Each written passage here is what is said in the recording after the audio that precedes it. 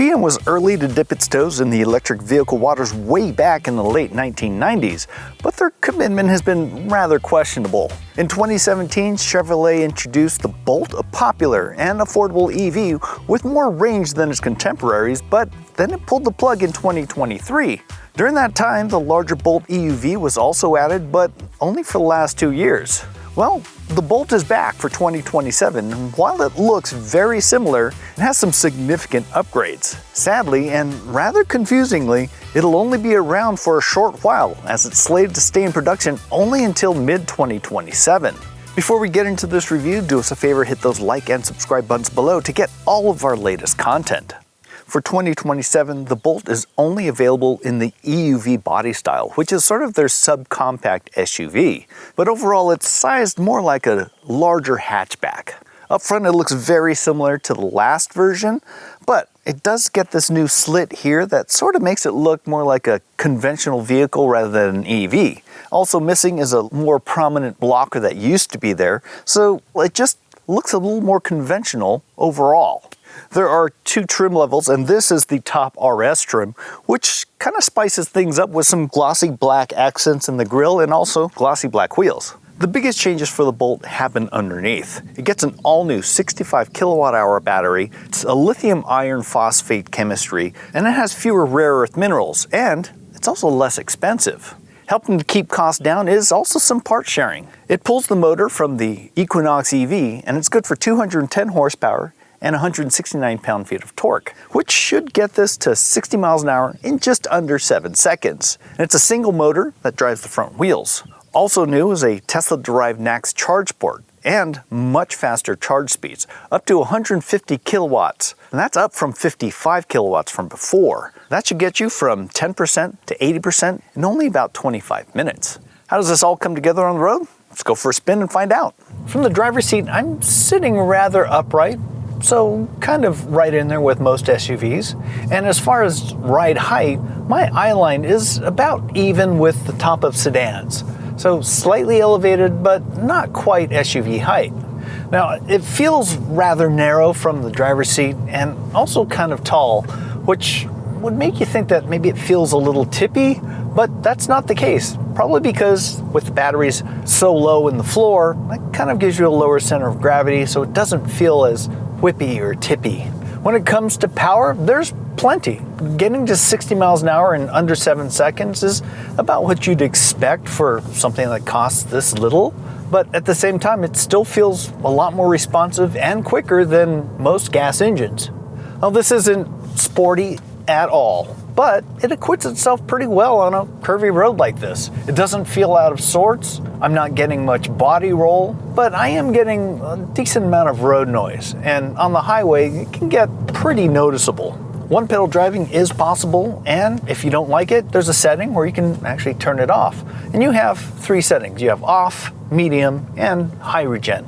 I have it in high regen, which can be a little lumpy when you're coming to a stop or driving really slowly, but that's more about me having to get used to how the pedal kind of applies that power. It's really just simple to drive, and there's really not a whole lot to it.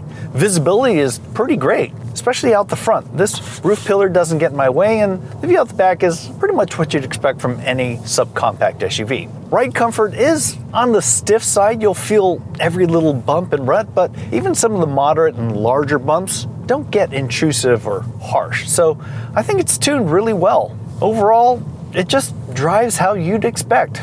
There's really no surprises. So let's pull over, talk about the interior. This Bolt revival also changes the interior somewhat, while also trying to keep costs down with some part sharing. This 11-inch digital instrument panel and this 11.3-inch infotainment touchscreen are both from the Colorado midsize truck. The system runs Google built-in, and unfortunately, Apple CarPlay and Android Auto are not included, or even available. Thankfully, I've been using Bluetooth and it works fairly well, and it does have a little bit of added control as far as browsing through some of your files and stuff to play some music. And while I'm a little disappointed that there's no Apple CarPlay, the infotainment system is pretty well organized, and it has all the smart EV features that you'd need as far as route planning for charging, and it'll also automatically precondition the battery if you're heading to a supercharger. The The Google built-in system is also starting to grow on me, especially if you log into your account and you get all of your map settings and all your addresses and everything else put in there.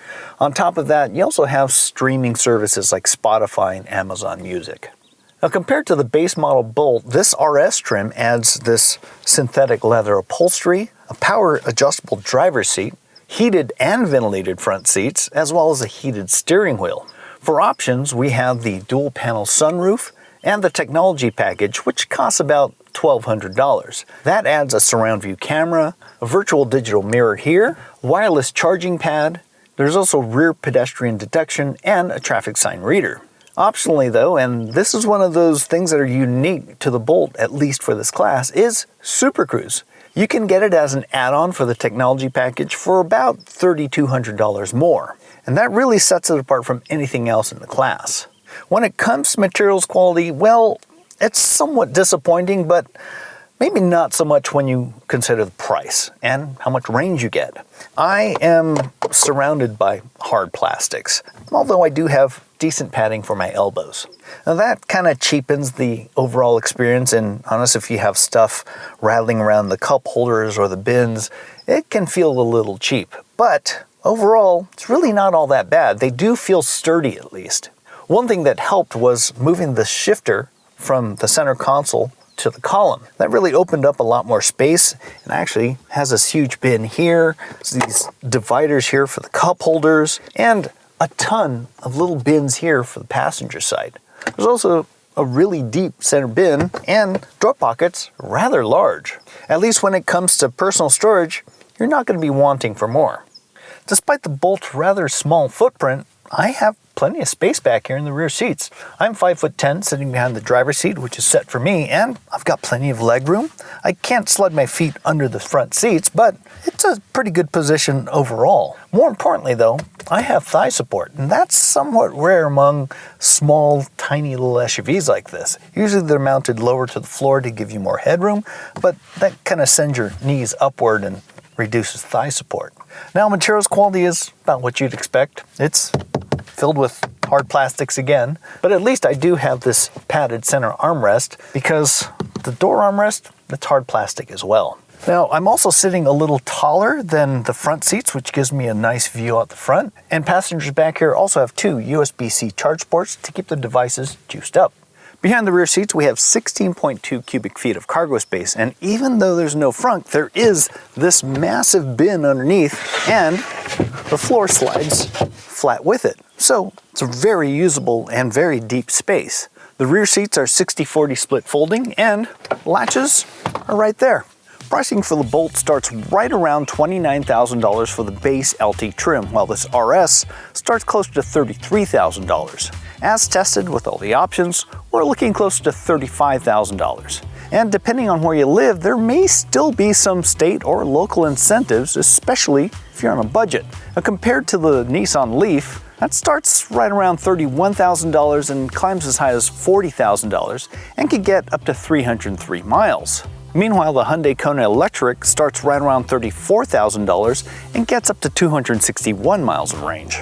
Among all these choices, I think the Bolt is the winner, especially when it comes to price, but it does make me a little nervous for future support since they're only making this for 18 months or so.